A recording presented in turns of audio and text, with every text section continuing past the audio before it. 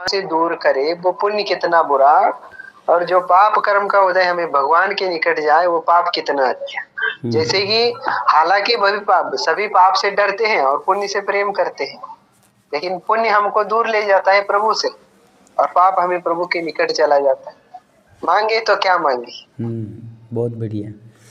देखिए ऐसा है कि पुण्य की हम लोगों ने कैटेगरी को समझा है। कर्म असंख्यात प्रकार के हैं और असंख्यात प्रकार में हम लोगों ने यदि सहजता से समझा है पुण्य और पाप को, तो हमने सामान्य से पुण्य और पाप को समझा है, अभी उसकी विशेषताओं को नहीं समझा है कभी। पुण्य भी पाप कराने वाला भी होता है और पुण्य पुण्य की ओर ले जाने वाला भी होता है। ये चीज़ों पर अपन लोग पहले चर्चा कर चुके हैं, फिर भी आज फिर करेंगे, कोई दिक्कत नहीं, क्योंकि ये बार बार विषय हमारे जीवन में आना चाहिए और इन चीज़ों को समझ समझ करके हमें घोंट घोंट करके अपने जीवन को अच्छा बनाने का प्रयास करना चाहिए। हम समझेंगे। पहले वो बहन ने जो प्रश्न पूछा है कि लोगों की संकट क्यों आता है, जो पुण्यशाली जीव हैं, जो पुण्य करते हैं, उनके जीवन में संकट क्यों आता है, पापियों के जीवन में संकट क्यों नहीं आता है। वे फलते फूलते जाते हैं, उनके घर गृहस्थी, धन संपत्ति, ऐशो आराम बढ़ता है, और धर्म करने वाले व्यक्तियों के जीवन में संकट, परेशानियां, दिक्कत और दर्द बने रहते हैं। इसका क्या कारण है, इसको समझते हैं। देखिए, इसको ऐसा समझ लीजिए कि हम एक एग्जाम्पल पे समझते हैं, उदाहरण से समझते हैं कि मान लीजिए प्लास्टिक का पाइप आपके पास है, किसी भी चीज़ का पाइप है, और पाइप हमने आगे की साइड से उसका मुख बंद कर दिया है, पीछे से उसका मुख खुला हुआ है, और हमने उसके अंदर कोई गंदे पदार्थ, ये जो भी गंदा रहता है, नाली का कचरा है, गंदा पदार्थ हैं, सब चीज़ें हमने उसमें भरते चले गए, भरते चले गए, भरते चले गए, भरते चले गए। अब भर दिया है हमने उसमें, भरने के पश्चात अब लास्ट में कुछ हिस्सा जो बचा हुआ है, तो उस हिस्से में हम लोगों ने अब अच्छी चीज़ें भर दी। मान लीजिए जैसे दूध, मलाई, रबड़ी, मेवा, काजू, किशमिश इत्यादि इत्यादि अच्छी चीज़ें भर दी हैं। तो अब मान के चलिए कि जो आगे से हम जब दरवाजा उसका मुख खोलेंगे, जो बंद हो गया कर दिया था हमने, आगे से मुख खोलेंगे तो पहले क्या निकलेगा, गंदा पदार्थ निकलेगा या फिर काजू, किशमिश, रबड़ी, मेवा, दूध, मलाई के निकलेगा, क्या निकलेगा?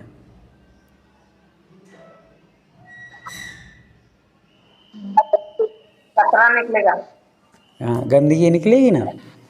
तो वैसे ही हमें समझना चाहिए कि जो पुण्य आएगा, मतलब हमने पीछे से क्या भरा है, उसमें अच्छा पदार्थ भरा है, रबड़ी, मेवा, दूध, मलाई भरा है, वो कब आएगा? जब तक वो गंदा पदार्थ पहले से भरा हुआ है, वो गंदा पदार्थ जब तक बाहर नहीं निकल जाएगा, तब तक वो रबड़ी, मेवा, दूध, मलाई अच्छे पदार्थ बाहर आने वाले नहीं हैं। तो वो अच्छे पदार्थ कब आएंगे? जब पहले गंदा पदार्थ बाहर निकलेगा, और गंदे पदार्थ को बाहर निकालेगा, धक्का देगा। कौन देगा धक्का? ये दूध, मलाई, रबड़ी आपने अच्छे पदार्थ जो भरा है, वो धक्का देगा इसको, पहले गंदे पदार्थ को बाहर निकालेगा, और गंदे पदार्थ जब पूर्णतः बाहर निकल जाएगा फिर ये अपना काम करेगा।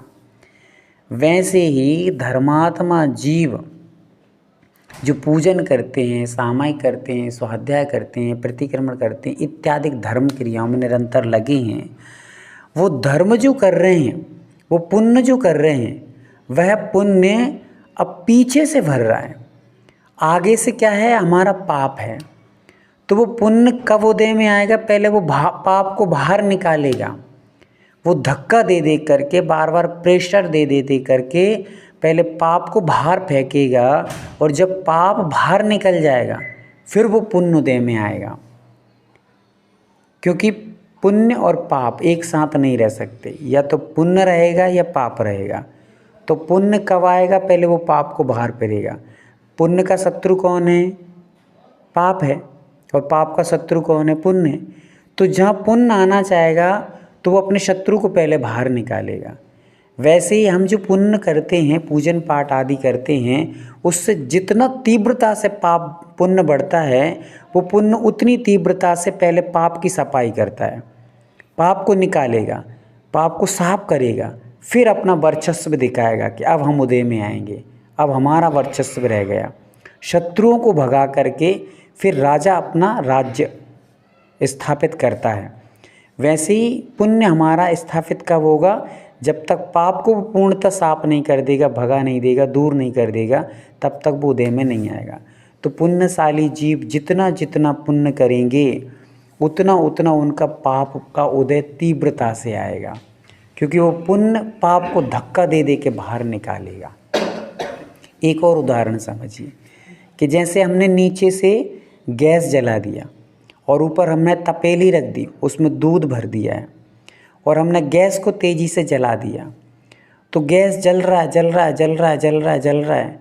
अब वो जलता जा रहा है। अब क्या होगा, दूध क्या होगा, ऊपर ऊपर उफनने लगेगा और दूध उफन उफन के क्या हो जाएगा, धीरे धीरे धीरे धीरे करके पूरा का पूरा जल जाएगा, खत्म हो जाएगा, नष्ट हो जाएगा।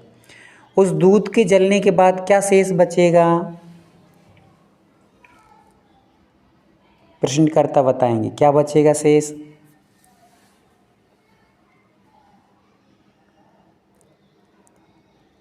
जिन्होंने प्रश्न किया था वो जवाब देंगे कि जब पूरा का पूरा दूध जल जाएगा, बाहर निकल जाएगा, तो अब शेष क्या बचेगा।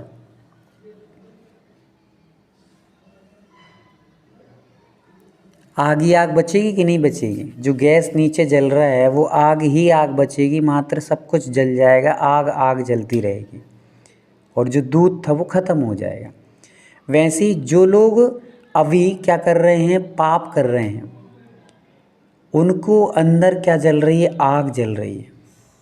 वो पाप की अग्नि दूध को बाहर फेंक रही है, मतलब पुण्य को बाहर फेंक रही है। पापियों का पाप पुण्य को बाहर फेंक रहा है और पुण्यशालियों का पुण्य पाप को बाहर फेंक रहा है। बस इतना समझ लीजिए, इतना ही सिद्धांत है कि जो लोग रात दिन पाप करते जा रहे हैं, सप्त व्यसन करते हैं, बुरे बुरे कर्म करते हैं, फिर भी वो दिन दुगने रात चौगने फलित हो रहे हैं। नहीं चाहते उतना लाभ मिल रहा है, घर संपत्ति वैभव विभूति गाड़ी बंगला। क्यों मिल रहा है, क्योंकि उनका पाप इतनी तीव्रता से बढ़ रहा है, वो तीव्र पाप पुण्य को बाहर फेंक रहा है। क्योंकि शत्रु को शत्रु झेल सकता है, पर शत्रु को मित्र झेल सकता है। पुण्य पाप को नहीं झेलेगा और पाप पुण्य को नहीं झेलेगा, तो उनका पाप बढ़ रहा है। पाप बढ़ रहा है तो वो पुण्य को बाहर फेंकेगा पहले, और वो पुण्य के उदय के कारण से उनको आज घर मिल रहा है, बंगला मिल रहा है, गाड़ी मिल रहा है, ऐश आराम सब कुछ मिल रहा है। पर धीरे धीरे धीरे करके तेज़ी से वो पुण्य निकल रहा है, वो पुण्य कुछ समय में बाहर पूरा का पूरा फिक जाएगा। अब शेष क्या बचेगा, जैसे वो गैस पे दूध जल गया तो क्या बची, आग ही आग बची गैस की। वैसे ही उनका पुण्य जब समाप्त हो जाएगा तो अब पीछे से क्या बचेगा, मात्र उनको पाप ही पाप बचेगा। जैसे रावण को नीचे नरक ले गया वो पाप, उसका पुण्य क्या था, पुण्य के कारण से उसने ऐसे ऐसे कर्म किए कि अब शेष पुण्य फिक गया बाहर, पाप बचा। वो पाप के कारण अब नरक में जा कर के दुख भोग रहा है। समझ में आया। और वैसे ही राम के साथ क्या हुआ, राम का पाप का उदय था, पुण्य तेज था, तो पुण्य के उदय में मतलब पुण्य करते गए राम, साधना की, इतनी त्याग तपस्या किया, तो उनके ऊपर उपसर्ग आए, सीता को दूर कर दिया गया, अयोध्या भेजा गया। ये क्यों हुआ, पुण्यशाली थे, तीव्र पुण्य था, तो पहले पाप दूर हुआ, वो पाप को बाहर फेंकते गए हंसते मुस्कुरा करके, लास्ट में तीव्र पुण्य का उदय आया और केवल्य दशा को प्राप्त किया, पुण्य फला अर्यंता, अर्यंत पद को प्राप्त कर लिया और मोक्ष चले गए। तो वैसे ही हम पुण्यशालियों को घबराना नहीं है, ये नहीं सोचना है कि पुण्य करने से, पूजन पाठ करने से कुछ नहीं मिलता है। नहीं, पुण्य जितना जितना तेज बढ़ेगा उतनी तीव्रता से पाप को बाहर फेंकेगा। किस किस को समझ में आ रही है बात।